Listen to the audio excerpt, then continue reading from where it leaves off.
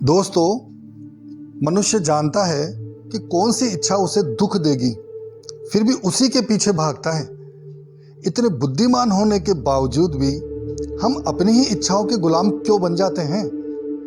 अध्यात्म शास्त्रों में एक ऐसी अद्भुत कथा मिलती है जिसमें एक बहुत ही विशाल और शक्तिशाली हाथी सिर्फ एक इच्छा के कारण अपनी पूरी आज़ादी खो बैठता है।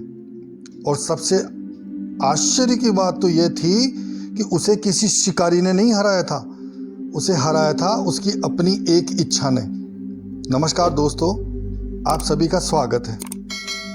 दोस्तों, पुराने समय की बात है, एक जंगल में एक बहुत ही विशाल, शक्तिशाली और मद से उन्मत्त हाथी रहा करता था। वो हाथी वन में मनचाही क्रीड़ा करता हुआ अपनी ही मौज में, मद के उन्माद में यहाँ से वहाँ घूमता फिरता रहता था। और बलशाली तो इतना था कि अपनी सूंड से बड़े बड़े पेड़ों को उखाड़ कर फेंक दिया करता था। और उसके दांत इतने बड़े, शक्तिशाली और लंबे थे कि उनसे जब वो भूमि पर टक्कर मारता तो दूर दूर तक की जमीन कांप उठती थी। उसकी जहाँ जहाँ इच्छा होती दौड़कर चला जाता, जिस चीज़ की खाने की इच्छा होती वही फल फूल खा लेता। और जब उसका पेट भर जाता तो जंगल में एक तालाब था, वहाँ उसका साफ स्वच्छ पानी पीता और अपनी सूंड को फैला फैला कर चिंगाड़ता रहता।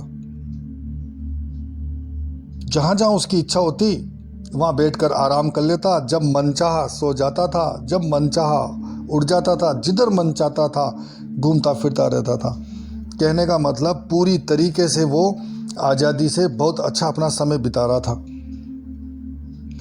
अब दोस्तों, उस हाथी में अपनी शक्ति को लेकर एक अभिमान हो गया था, घमंड हो गया था। वो इस तरीके से घूमता फिरता था, वो अपने आप को सबका राजा समझता था और अपने सामने दूसरे को या किसी और अन्य जानवर को कुछ नहीं समझता था। अच्छा, किसी से डरता भी नहीं था, क्योंकि वो ये समझ बैठा था कि उस वन में उससे अधिक बलशाली कोई है ही नहीं। लेकिन वो ये समझ नहीं पा रहा था कि अब आने वाले समय पर उस पर कितनी बड़ी विपत्ति आने वाली है। उसका भी कोई शत्रु हो सकता है, इस बात का उसको जरा भी ध्यान नहीं था। इसी तरीके से वह हाथी जब उस वन में इस बेफिक्री से जीवन बिता रहा था तो किसी दिन एक आदमी उस वन में पहुंचता है और उस मदोन्मत्त हाथी को देखता है।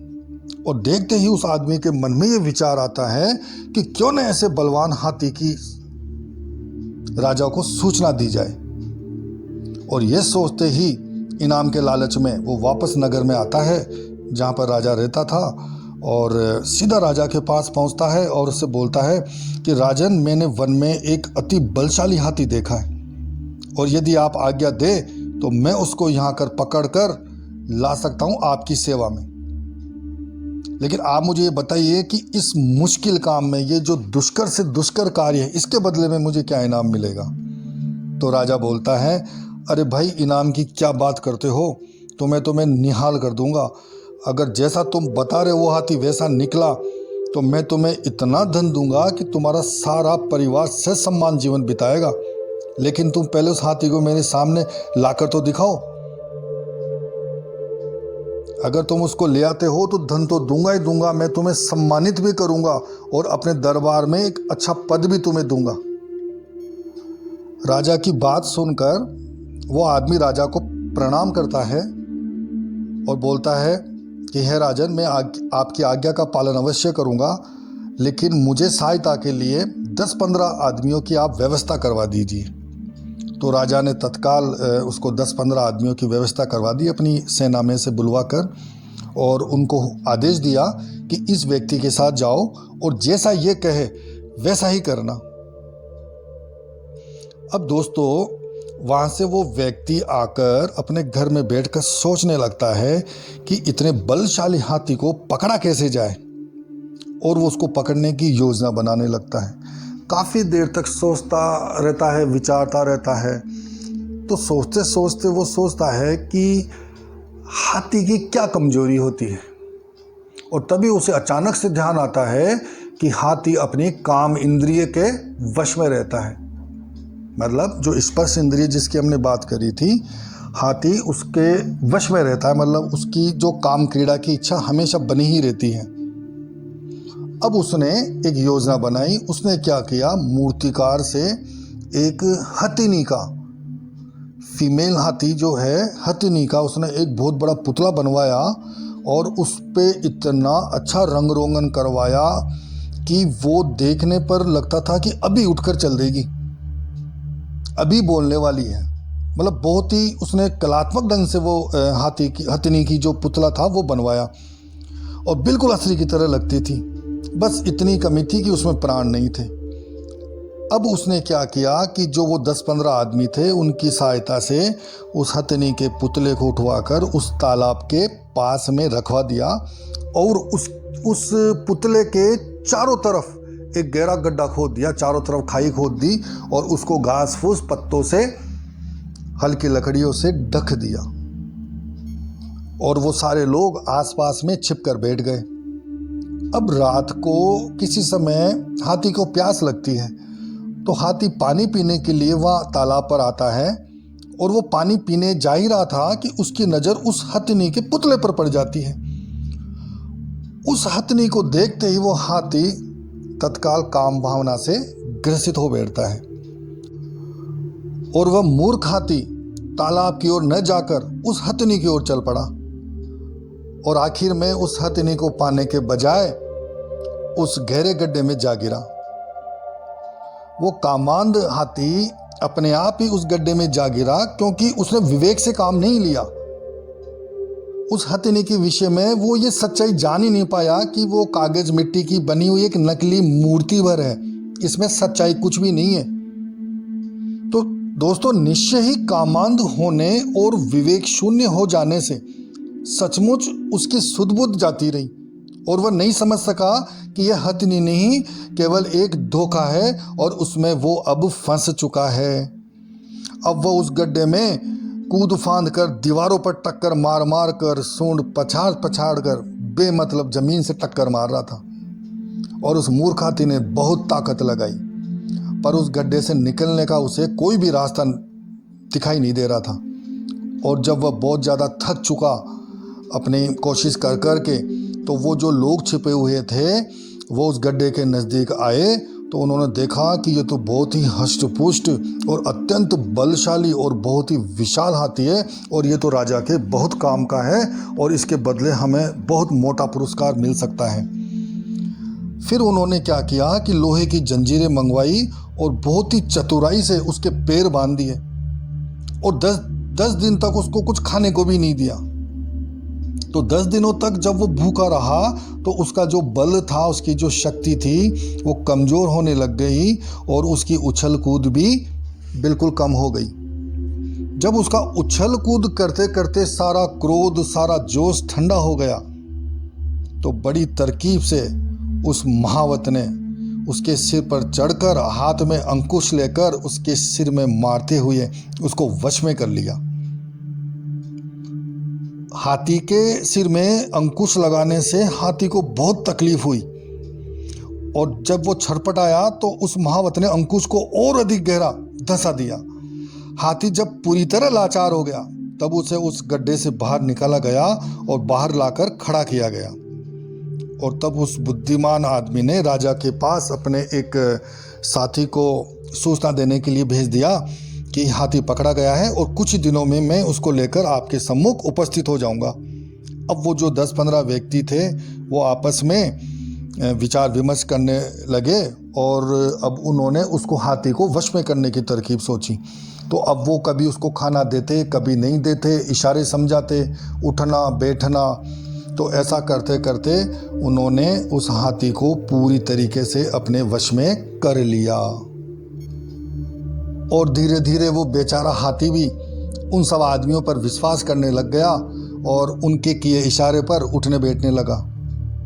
और जब उन सभी व्यक्तियों को ये पूरी तरीके से यकीन हो गया कि अब ये हाथी हमारे पूरी तरह से वश में है तो वो उसे लेकर राज दरबार में गए और राजा के सामने ले गए। राजा उस हाथी को देखकर बहुत खुश हो गया और उसने उन लाने वालों को सम्मान के रूप में पगड़ी, दुपट्टा आदि वस्त्र प्रदान किए, उनको दरबार में पद दिए और राजधन भी दिया। बहुत सा धन देकर उनको संतुष्ट किया। वो हाथी कामांध होकर अपना विवेक इतना खो बैठा कि आज वो राजद्वार पर सांकलों से बंधा खड़ा था। उस हाथी ने काम के पागलपन की सीमा नहीं समझी, जिसके परिणाम स्वरूप वह अपने से कमजोर प्राणी मनुष्य के हाथों परवश हो गया था।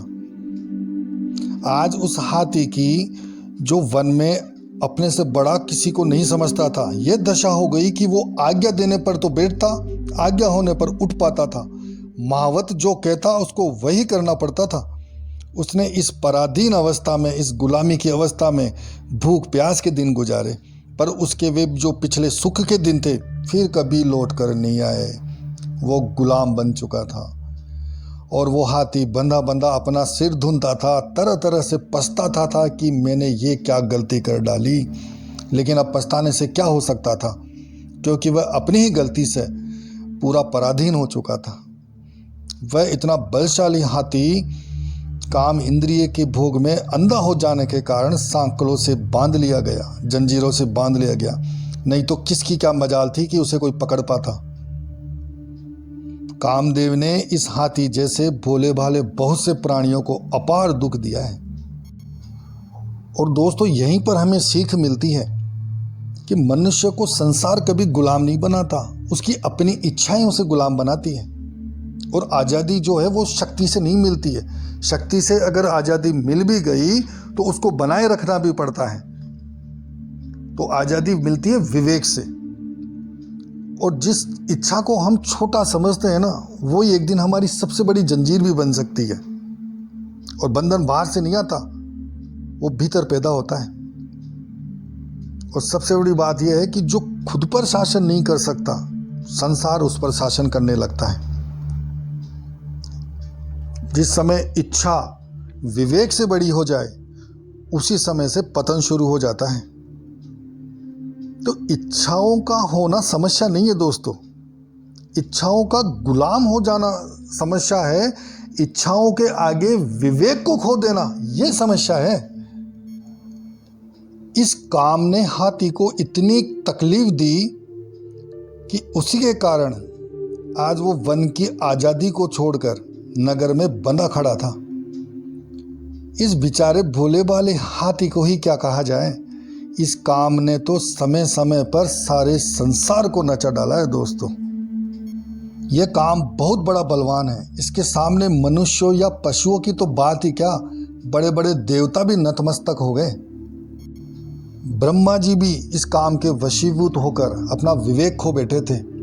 इस काम ने देवराज इंद्र का ऐसा पतन किया कि बेचारे के पूरे शरीर में हजारों भग हो गए।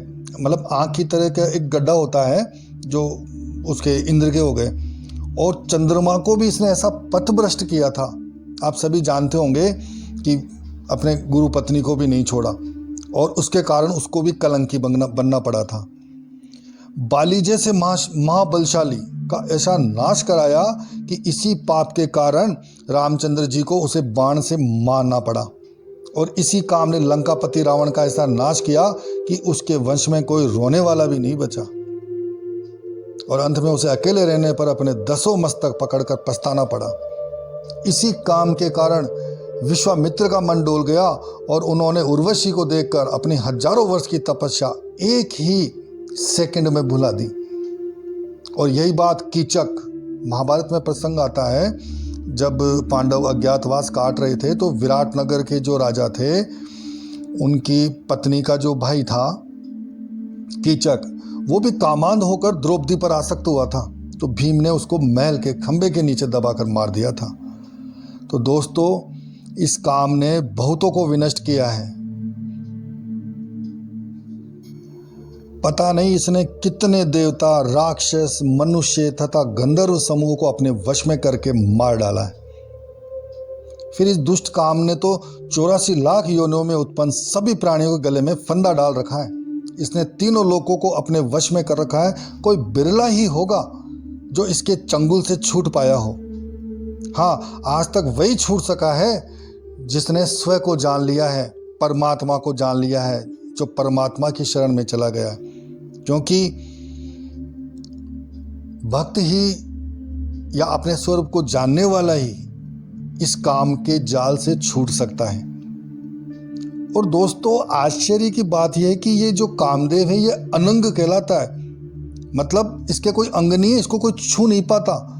अब जब अनंग होते हुए भी इसने संसार की यह स्थिति कर डाली है, तो सोचो कि यदि इसके शरीर होता तो शरीर से ये किसी को स्पर्श कर पाता, तब तो पता नहीं ये क्या गजब डाता। तो दोस्तों, उस हाथी के साथ जो बीती, उसे देखते हुए काम का परित्याग करने में ही प्राणी का भला है।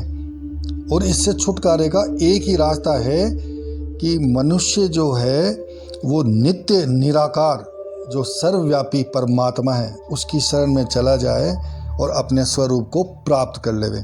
तो दोस्तों, उस हाथी को शिकारी ने नहीं हराया था, उसे हराया था उसकी अपनी एक इच्छा ने। वो केवल एक इंद्रिय के वश में था और उसी ने उसकी पूरी आज़ादी छीन ली। अब थोड़ी देर रुककर अपने जीवन को देखते हैं। यदि एक इंद्रिय किसी विशाल और शक्तिशाली हाथी का यह हाल कर सकती है, तो मनुष्य तो पांचों इंद्रियों के आकर्षण में जी रहा है। दोस्तों, सोचने वाली बात है, बहुत गहरी बात है कि मनुष्य का क्या हश्र होगा जो पांचों इंद्रियों के वश में जी रहा है। तो उसको सबसे अधिक सावधान किससे होना चाहिए? दोस्तों, अध्यात्म हमें इंद्रियों से भागना नहीं सिखाता है, उनका स्वामी बनना सिखाता है। और इसीलिए श्री अष्टावक्र जी ने राजा जनक को उपदेश दिया था कि इंद्रियों के विषयों को विष के समान जानकर त्याग कर दो। और दोस्तों, जिस दिन इंद्रियां तुम्हारी सेवक बन जाएगी ना, उसी दिन से सच्ची आज़ादी शुरू होगी। दोस्तों, अगर वीडियो पसंद आया हो तो इसे लाइक और शेयर ज़रूर करें। आगे भी ऐसे वीडियो मिलते रहें, इसलिए चैनल को सब्सक्राइब भी करें। तो आज तक के लिए बस इतना ही। मिलते हैं अगले वीडियो में, तब तक के लिए नमस्कार, धन्यवाद दोस्तों।